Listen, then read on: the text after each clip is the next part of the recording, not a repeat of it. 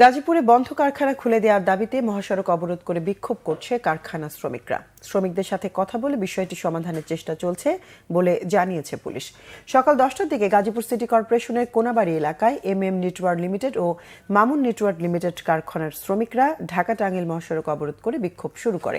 এ সময় বিনা শর্তে কারখানা খুলে দেয়া ও শ্রমিকদের বিরুদ্ধে মামলা প্রত্যাহারের দাবি জানায় তারা। অবরোধে মহাসড়কে দীর্ঘ যানজটের সৃষ্টি হলে ভোগান্তিতে পড়েন চলাচলকারী যাত্রীরা। পুলিশ ও কারখানা শ্রমিকরা জানায়, গত 18 ডিসেম্বর কারখানা দুটি অনির্দিষ্টকালের জন্য বন্ধ ঘোষণা করে কর্তৃপক্ষ। পরদিন সকালে কারখানা খুলে দেওয়ার দাবিতে শ্রমিকরা কারখানার মূল ফটকে জড়ো হয়ে বিক্ষোভ শুরু করলে বিকেলে শ্রমিকদের সাথে কারখানা কর্তৃপক্ষের আলোচনার শর্তে বিক্ষোভ প্রত্যাহার করে নেয় শ্রমিকরা।